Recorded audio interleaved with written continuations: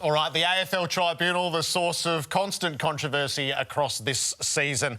Lance Franklin, well, I think it's fair to say he's been a perennial over the years. The greats have always played either right or, frankly, over the edge. Franklin, during this season, I suspect has been in the margins a few times in the contemplations on a Monday. Over the journey, 17 charges. He hasn't been suspended since 2015, and since then it's been a series of fines.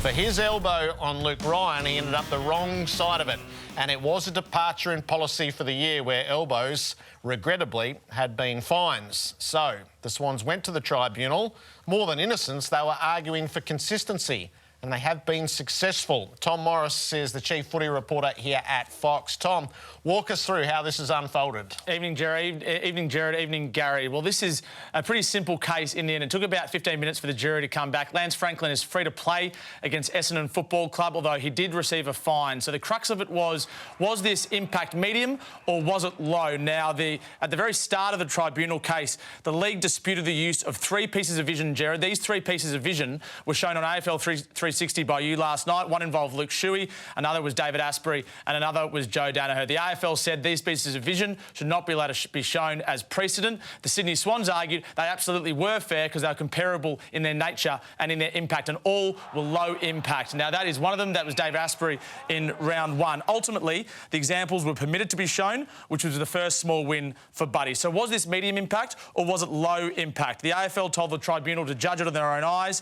They argued that the potential to cause serious injury should elevate it from low to medium. Sydney argued there was no actual damage to the jaw of Luke Ryan and no injury and no concussion symptoms either. And when they showed the vision, the Swans said Ryan was not stunned or hurt by the contact. Now, the chairman asked the jury to consider the extent of force and, again, the potential to cause serious injuries. In the end, the jury came back and said it was low impact and not medium. Their official statement reads, the jury was not satisfied that the extent of force used was significant enough to be graded as medium.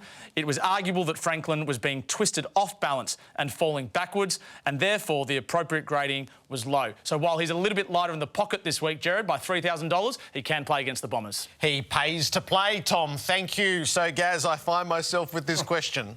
Do 4 wrongs make a right? This is consistent. You write a cheque out and you can punch a bloke in the head or you can elbow him in the head. That's where we're at in our game, whether you like it or not. And there are degrees and there always are going to be degrees about this, but it's so... And this is why I don't delve into it, because it's too hard. And I know you do, and you're much more or better read on it than I do. But in the end, you go, OK, well, if you want to punch a bloke in the head, no worries, write me a cheque. Write the cheque before you go out and punch him in the head. Don't knock him out or break his jaw, because then you're going to be in trouble. But punch him in the head and that'll be fine. Or you want to chuck an elbow, but don't break his jaw and we'll be OK. It's a shocking look, Jared. We know the capabilities of all 4 of those players. Yep. We know that their abilities under pressure, what they're capable of doing and what they're capable of not doing, and they can control themselves there. So this should have been a suspension in round 1, yep, and that would have laid the platform. But round 1 twice, round 16, round 19, can you really change stream at that stage? I don't blame them going to the appeal. Of course you would. On the basis of what you showed, and we had a look at it on the couch as well last night, of course you would. Well, if you're Buddy Franklin and the Sydney Swans and Tom Harley sitting up there and Buddy's saying, hey, come on, just trot these out and let's go back and see, let's try our luck. Of course you'd try your luck. And as it turns out, he writes the cheque and Luke Ryan sits back and goes, oh, I'm glad he didn't get me a bit higher or a bit lower. Yeah, so the mistake here is allowing this to be careless. These are intentional incidents. To fling the arm back is an intentional act, and it can't end in anything other than contact with a bloke's head, and that is a reportable offence. Yeah. So that's the change that has to be made.